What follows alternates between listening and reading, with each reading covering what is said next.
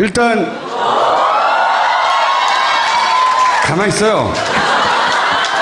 일단 서울대 법대 교수. 너 진보적이야. 얼굴도 잘생겼어. 키도 커. 목소리도 좋아.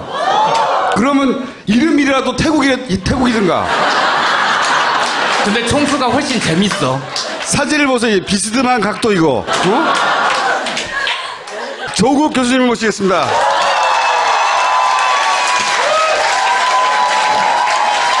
조국 교수님은 말이죠. 사진을 찍으면은 보통은 이렇게 찍어요. 보통 알려진 분들은 다 이렇게 찍는데 교수님 각도가 비스듬해요. 이렇게. 법대 현재 교수예요. 그런데 현재 교수로 SNS나 이런 정치적 발언을 굉장히 직접적으로 하시거든요. 얼굴 보니까 더 잘생겼네. 아. 일로 보지 마시고 절로 보세요. 혹시 그런 발언 때문에 교수 사회에서 욕을 먹고 있지 않으세요? 제가 속하고 있는 학교에서는 욕을 먹지 않고 있습니다. 목소리도 좋아. 마이크에 필터 넣어주세요. 헬륨가스 목소리 나오게. 그러니까 제가 아시다시피 제가 재직하고 있는 학교가 서울대학교인데 서울대학교 선생님들의 뭐 대부분은 보수적이시죠, 사실은. 매우 보수적이신데 뭐 제가 진보적이라서 전 서울대학교 2001년에 채용되었는데 진보적인 이유로 저를 뽑지는 않았을 거 아니겠습니까? 공부도 잘했다는 얘기지. 뭐 내치지 않은 이유는 학교 내의 문법, 학교 내의 요구를 제가 일정하게 하고 있기 때문에 지금 뭐 여기까지 와 있지 않겠습니까? 잘난 척을 너무 심하지 않나. 그리고 많은 분들이 제가 여의도에 있을 거라고 많이 생각하는데. 그러니까 반정치인처럼 생각하거든요. 실제 그렇지 않습니다. 물론 여의도에 제 친구 선후배분들이 많이 계시죠. 현직 국회의원들 등등 아주 많이 있는데 옛날 옛 친구들이 많이 있긴 합니다만은 전 주로 학교에 있습니다. 자랑을 이렇게 하래. 희한한 방식으로. 그러면은 교수님도 정년 보장이 돼 있나요? 저는 2001년에 채용되고 2004년에 정년 보장 받았습니다. 정년 보장은 아무나 해주나요? 아니 그렇게 잘난 찬스를 또 주면 어떡해요? 잘난 척할. 물론 법적으로 보면 정년 보장 이후에는 논문을 한 편도 안 써도 먹고 살 수 있다는 얘기입니다. 정년 보장의 의미는 통상 한 편도 안 쓴 분은 거의 없고 지금까지 약 한 45편 정도 쓴 것 같아요. 논문은. 뭘 놀래고 그래? 이 사람들이 나를 봐. 교수님들은 저쪽 보시고. 마침 그 김여경 교수 논란도 있었잖아요. 그거를 서울대 안에서는 어떻게 평가하고 있는지 모르겠는데 발언을 잘 안 한단 말이죠. 이런 문제에 대해서. 애초에 법대 교수로 채용될 움직임이 있었었나요? 그러니까 전체적으로는 어떻게 파악하고 있어요? 이게 일종의 정치 공세냐 가족들이기 때문에 아니면은 서울대 교수 사회 내부에서 어떤 분위기 있지 않습니까? 교수 내부 사회에서 있었던 이제 저희가 들었던 것 얘기를 하자면 일단 첫째는 이분은 그 의과대학 즉 단과대학에서 뽑아달라고 요청하진 않았습니다. 그러니까 대부분의 대학은 저를 뽑을 때 같으면 전 2001년에 단과대학에서 이러이러한 전공 사람이 필요하다라고 본부에 올리면 본부에서 허가가 나고 그 다음에 공지가 되면 지원자를 받아서 경쟁을 해서 뽑습니다. 근데 의과대학이나 법과대학 등등에서 이제 뽑아달라고 본부에 요청한 바가 없었어요. 티오가 생겨서 뽑아달라 이건 아니었다. 티오가 갑자기 위에서 생긴 거죠. 그런 경우도 간혹 있나요? 매우 드물다고 보시면 됩니다. 그러니까 그 김미경 교수 말고 다른 케이스를 알고 계시는 게 있나요? 해외 대학의 교수를 하시면서 아주 그 분야에 아주 큰 상을 타셨다. 이 정도 되면 특채할 경우가 있고요. 근데 김미경 교수님 같은 경우는 그 당시에 이제 우리 김 기자님 말씀하신 법대 얘기는 법대 내부에서도 소문으로 도는 겁니다. 갑자기 법대에서 법대 쪽으로 이런 얘기가 있다더라라는 얘기를 저도 소문으로 들었습니다. 근데 법대 선생님들이 뭐 저를 포함해 좀 깐깐하기 때문에 아마 법대에는 전혀 얘기가 진행이 안 됐던 것 같고 그 다음에 의과대학으로 옮겨갔다가 의과대학에서도 이제 반발이 있으니까 또 여러 전공을 바꿔 나가서 뽑은 걸로 알고 있습니다. 그래서 당시에 이제 가장 불만이 많았던 분들은 의대 교수님들이죠. 다른 쪽은 이 진행되는지를 최근에 이렇게 자료가 공개되기 전까지는 이 인사 사항은 극비입니다. 근데 공개가 되면서 의대 교수님들은 다 내부적으로 경론이 있은 걸 알고 있었고, 당시 시점에 그 의대 교수님 몇 분이 이메일을 그 서울대 전체 교수에게 보냈어요. 이거 말도 안 된다. 아, 당시에 내부적으로는. 네, 그게 최근에 공개되었던 그 의과대학을 사랑하는 교수 모임 그 이메일이 요번에 등장을 하더라고요. 근데 다른 저를 포함해서 그 당시는 이게 뭐지 도대체? 왜 갑자기 이런 일이 생기지?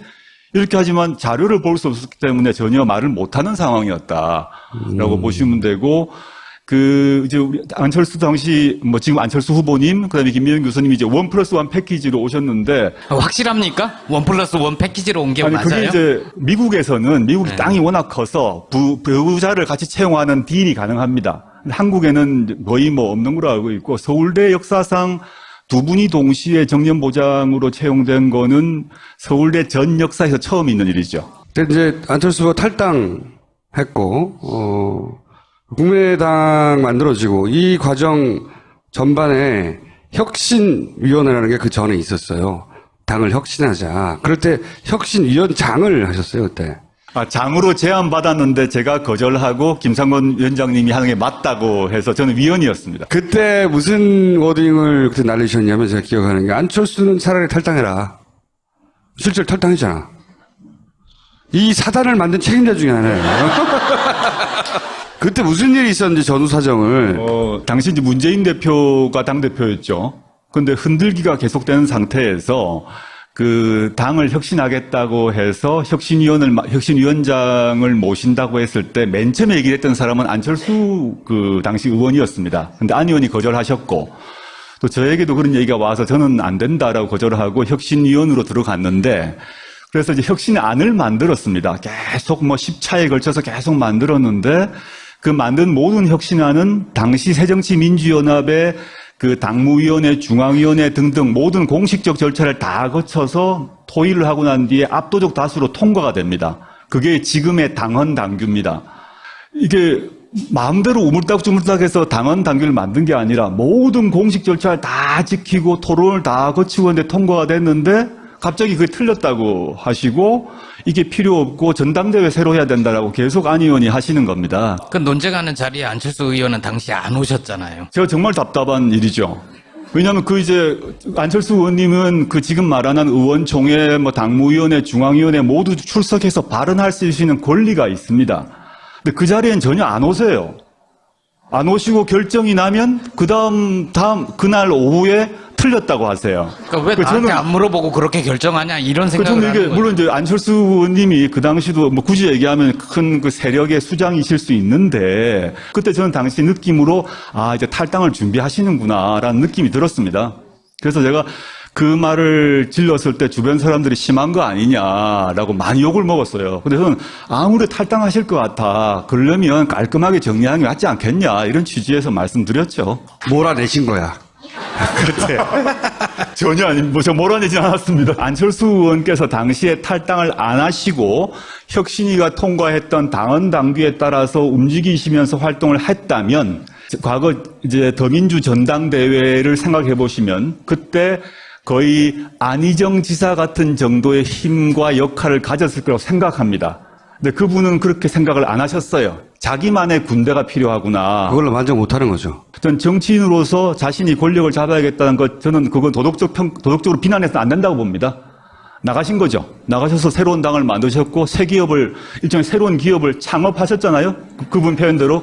국민의당을 창업하셔서. 은근히 디스하시는 거야. 제가 쓴 말이 아니기 때문에. 그래서 점잖게 말씀하시는데 가만 듣고 보면은. 그런 정책을 하고 지난 총선까지 상당한 성과를 거두셨죠. 근데 저는 좀 비판적으로 봤던 게 그럴 수 있다 생각하지만 저는 우리 사회의 정당이 저러면 되는 거냐. 물론 비유는 할 수 없습니다만 지금 바른정당의 사람들 즉 탈영했다가 원대 복귀한 양아치들이거든요. 교수님, 양아치라는 표현. 전 정치 양아치라고 생각합니다. 이거 진보다 보수의 문제가 아니라 우리가 이제 OECD 국가에서 민주공화국의 헌법 속에서 우리 헌법에 정당의 자유와 정당을 보장하는 헌법 조항이 있습니다. 근데 그걸 정당, 그 국고보조금 우리가 줍니다. 우리 세금으로 어마어마한 돈을 정당에 줍니다. 그러려면 저런 행동은 정당이라고 볼 수 없는 거죠. 저는 정말 부끄러워야 한다. 진보보수의 문제가 아닌 것이고, 나왔다가, 세불리하니까 들어갔다가, 게다가 자기 당의 절차에 따라서 유세하고 경선에서 합법적으로 뽑은 유승민 후보에다가 13명이 등에 칼을 꼽고, 그 다음에 돌아갔잖아요. 이게 말이 안 되죠. 그 중에 한 명은 다시 돌아왔습니다. 예. 아주 황당한 거죠, 뭐. 저는 제가 생각하는 정당에 대한 정당 민주주의에 대한 관점이 있는데, 당시 새정치민주연합 상황을 생각했을 때, 이건 아닌 것 같아. 그 정당 내에서, 사실 조그만 동아리에서도 룰이 있잖아요. 거기서 룰을 얘기하면 논쟁을 해서 뭐 합의를 하면 지키고 이렇게 해야 되는데, 그래서 저는, 이분이 스타일이 다르구나를 알았어요. 또는 제가 법률에 집착하고 법과 규칙에 매달려 있는 이런 이제 좀 고리타분한 사람인지 모르겠습니다만은, 이걸 법과 규칙과 절차를 뛰어넘어서 움직이시는구나, 이런 느낌을 받았습니다.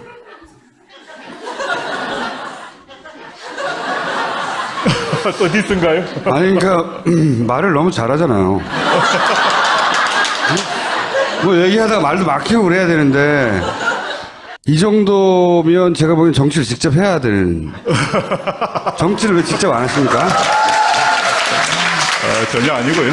그런 생각은 전혀 없어요, 앞으로? 뭐 우리 총수님이나 우리 김 기자님 아시겠습니다만 여러 가지 제안들이 많이 있었던 건 사실이고, 출마하라, 뭐 또는 이제 왜 입만 떠드냐, 실제 나와서 해보지, 뭐 여러 가지, 즉 왼쪽 오른쪽 모두에서 비판이 있는 것 같습니다. 한쪽은 입을 닫아라라는 거죠. 즉 공부나 해라라는 얘기고, 한쪽은 왜 입으로만 떠드냐, 사표 내고 나와라, 정반대의 요구가 있는데, 제가 이제 만약에 했다 그러면 대학원 시절, 대학교 졸업하고 이때 아마 해버렸을지도 모르겠습니다. 그때 저 친구들이, 지금 사적으로 친한 친구들이 실제 국회의원들을 많이 하고 있습니다. 여러 명이 실제 하고 있고, 뭐 초선, 재선, 3선 이렇게 있는데, 저는 그 시기에 이제 지금 제가 가야 할 길을 선택을 했고, 근데 제가 정치 문제, 뭐, 폴리페서님은 욕을 먹고 있습니다만은, 제가 앞으로 해야 될 일은, 뭐, 지금 같은, 뭐, 정치 참여를 하는 거고, 하나 더 하자면, 과거 이제, 문재인 대표가 당대표 때 제가 혁신위원을 해서 당을 좀 바꿔보려고 했다면, 그 정도의 그런 역할은 제가 할 수 있다라는 생각을 합니다. 그게 어떤 일이든 간에 뭐, 할 수는 있을 거다. 근데 제가, 이게, 뭐, 정치인이 친구나 가족으로 둔부시면 알겠습니다만, 직업으로 정치인을 한다는 것. 그거는 말 몇 마디 잘한다, 글 잘 쓴다고 다른 문제가 있습니다. 직업 정치인, 제 친한 친구들을 보게 되면 아침부터 밤까지 완전히 대중과 함께 살아야 됩니다. 꼭 그렇지는 않아요. 그것 때는 그런데. 근데 완전히, 지금도 전국을 돌면서 몸으로 뛰죠. 정말 아침부터 밤까지. 그거가 너무너무 소중하고 중요한 능력인데, 저는 그렇게 훈련되지 못했다라고 보고, 지금 제가 잘한다고 얘기되어 있는 그런 것들을 잘하는 쪽으로 훈련되어 있죠. 2012년에는 문재인 후보 지지 유세도 꽤 많이 하지 않으셨나요? 이번에도 좀 하셨나요? 12년엔 전국 돌았죠, 사실은요. 네. 2012년 때는 제가 작정하고, 뭐, 광화문 유세도 했을 뿐만 아니라 전국을 다 돌았고요. 요번에는, 전국을 돌지는 않고 있고 조금씩 하고 있는데, 지금은 저는 이렇게 생각합니다. 그때와 다르게 뉴페이스가 필요한 시대다. 문재인 후보를 위해서. 저도 TV 찬조 연설을 하긴 했는데, 2012년에는 국내용을 했습니다. 근데 이번에는 아마 못 보셨겠습니다만 재외 동포용을 했습니다. 해외에서 먹히는 얼굴이라는 거죠. 기분이 나빠요, 나는 이런 게 다. 가만히 듣다 보니까 이제 국회의원 총선에는 안 나가실 것 같고, 제가 보기에는 이제 유시민 작가하고 이 암투가 벌어진 게 아니야. 총리는 내가 할 수 있지 않냐. 저는 만약에 그렇게 물망에 오를 경우에 정청래 의원과 함께 결사 반대하겠습니다. 가까이서 본 문재인 후보는 대통령감이 맞나요? 제가 청년 시절에 대통령의 모습은 뭐였나 하면, 그 오른쪽으로는 박정희가 있는 거죠. 그 왕이었어요. 저는 그 종신왕이라고 생각했죠. 제가 고등학교 시절까지. 대통령이 바뀐다는 걸 상상을 하지 못하고 살았어요. 근데 갑자기 총 맞았는 상황이지만. 근데 반대편은 김영삼, 김대중, 이런 분이 계셨고 그분들도 카리스마가 엄청났습니다. 근데 그 뒤로 이제 이어서 여러분들을 봤습니다만 우리가 노무현 대통령을 봤지 않습니까? 이제 노무현 대통령의 스타일은 다 아실 건데 우리가 이제 과거 카리스마가 강한 이런 대통령에 익숙한 것 같습니다. 리더십도 그렇게 보는 것 같습니다. 그 점에서는 문재인 후보가 그런 카리스마를 안 갖고 계세요. 그리고 저는 김대중 대통령이나 노무현 대통령에 비하면 말씀도 잘 못합니다. 그분들에 비하면 그 토론 이런 것들 촌철살인 애드립 잘 못하시는 분이라고 제가 보입니다. 근데 제가 가만히 보니까 왜 지금 시대에 사실은 2012년도 마찬가지지만 지금 시대에 이런 분이 필요할까 생각했는데 몇 가지 갖고 있는 덕성이 있습니다. 그러니까 DJ나 노통이 갖지 못한 덕성일 수도 있는데 제가 혁신위원을 하면서 한 8, 9개월 동안 당 최고위원 회의를 계속 제가 참석을 했는데요. 공식 회의 안팎에서 보게 되면, 첫 번째 덕성이 뭐냐면 경청력입니다. 자기한테 좋은 소리건 싫은 소리건 너무 잘 들어줘요. 계속 들어줍니다. 그 다음에 이게 같은 얘기기도 한데, 자기한테 싫은 소리하고 막 이제 흔드는 것, 이 인내력이 아주 강해요. 생각보다 인내력이, 어떻게 봐서 사람들이 이제 신사다, 점잖다, 이렇게 실제 그러하신데, 신사다, 점잖다, 이런 것이 이제 뭐 무골호인이다, 이런 의미가 아니고, 아주 잘 참아요. 잘 참 가만히 있고, 눈만 껌뻑껌뻑, 이렇게 이분이 눈을 껌뻑껌뻑 하면 참는다는 얘기라고 생각하시면 됩니다. 제가 가까이서 이렇게 보면, 또 화가 나면 눈을 갑자기 크게 이렇게 소처럼 이렇게 떴다가 깜빡 이런 습관이 이렇게 하지 않습니까?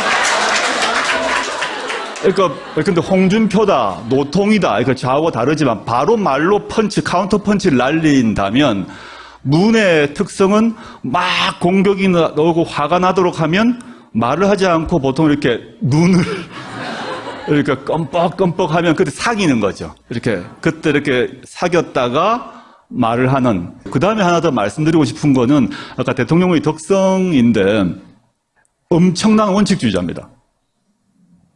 매우 원칙주의자입니다.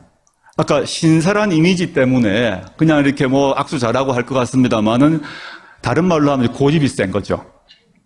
고집이 셉니다. 원칙주의자란 말은 제가 혁신위원 할 때만 생각해 보게 되면 위원을 제가 받아들이는 조건으로 그 당시 문 대표님에게 우리 혁신안을 만들게 되면 문 대표님 또는 문 대표님 사람도 날아갈 가능성이 있다. 그에 대해서 간섭할 거냐 안 할 거냐에 대해서 간섭하지 않겠다는 걸 지켜달라라고 얘기했습니다. 일체 뭐 전화해가지고 이건 좀 봐줘라 뭐 이런 거 있을 수 있잖아요. 언론이 나지 않지만 근데 저한테 혁신위원 그 전체 기간 동안에 7, 8개월 동안에 한 번도 전화를 안 했습니다. 안 친한 거 아니에요?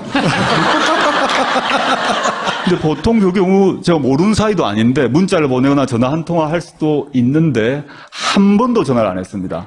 그리고 그 뒤로 보더라도 이제 혁신안이 통과되느냐 마느냐 가지고 거의 분당 직전에 왔을 때 당시에 문 대표가 뭐라고 그랬냐면 당원 전체 전당원 투표를 걸겠다. 이게 혁신안이 통과 안 되면 내가 대표직 그만두겠다는 것을 전당원 투표에 걸겠다라고 대표직을 걸었습니다. 사람들이 막 결사적으로 말렸어요. 이게 통과 안 되면 어떡하냐라고 하는데 저는 이제 걸어야 된다는 입장이었어요. 사실은 입장인데 그런 점에 있어서 수많은 사람들이 아예 안 됩니다. 그거 떨어지면 어떡합니까? 그럼 대표직 그만둬야 되잖아요. 이렇게 당내 세력이 어떤지 모르는 상태고 지금처럼 분당 이후에 문 대표를 지키자고 많은 분들이 대거 입당을 했지 않습니까? 그 이전 얘기입니다. 불리한 조건이었어요. 당 세력으로는. 근데 끝까지 하겠다고 그러더라고요. 그래서 이분이 그 경청을 하는 사람이고 비판적인 말을 인내를 하고 경청 인내 후에 자기 입장을 정해요. 그럼 이 황소구십으로 원칙을 지킨다라는 점에서 지금 우리의 시대적 과제가 있지 않습니까? 그게 경제위기, 국방위기 문제, 민생위기 이런 문제가 있는데 저는 아까 전제했습니다만 문 대표가 말 언변이 이렇게 탁월하지 않습니다. 그런데 이 사람이 말이 끊어지기도 하고 뭐 중언부언하기도 합니다만은 저 사람이 뭔가 내가 하겠습니다라고 하는 게 있어요. 그건 무조건 할 사람이다라고 저는 믿어 의심치 않습니다. 계속 많은 이야기를 하도록 내버려 둘수록 점점 더 멋있게 보이기 때문에 빨리 끊어야 되겠다는 생각이 들고, 이 법학자로서 이번, 그리고 이제 오랜 세월 정치판에 대해 관심을 가지고 지켜본 사람으로서 이번 대선의 의미가 뭡니까? 12월에 해야 될 대선을 5월에 하지 않습니까? 그 이유가 뭐냐를 생각하면 박근혜 최순실 일당의 국정농단 아닙니까? 박근혜 최순실 일당의 국정농단이 뭐냐? 헌법과 법률을 마음대로 어긴 거죠. 전 법학자로서 물론 일반 시민들도 분노했겠습니다만 법을 가르친 사람으로서 이건 말도 안 되는 얘기를 한 겁니다. 이제 권력을 가진다는 얘기는 뭐냐 하면 우리가 투표로 대표를 뽑는다는 얘기는 그 사람에게 인사권, 그 다음에 국민 세금의 사용권을 5년간 주는 겁니다. 근데 그걸 헌법과 법률을 완전히 어긴 상태에서 만들어서 나라꼴을 시쳇말로 개판으로 만들어 둔 거죠. 그러니까 진보 보수의 문제를 떠나서 저는 이번 대선의 역할은 헌법 정신을 바로 세우는 것이죠. 이게 진보 보수의 문제로 됐다면 탄핵 자체가 불가능했을 겁니다. 바른정당의 사람들이 탈당해가지고 바른정당을 만들어가지고 탄핵에 동참했지 않습니까? 물론 이제 홍준표 쪽에 자유한국당은 얘기할 필요가 없으니까요. 그래서 이걸 정말 우리가 요번 앞으로 5년 동안 문재인 후보가 대통령이 된다 그러면 5년간 할 수 있는 일이 공약을 다 지킬 수 있을 것인가? 쉽지 않다고 봅니다. 아무리 그 문재인이라 하더라도.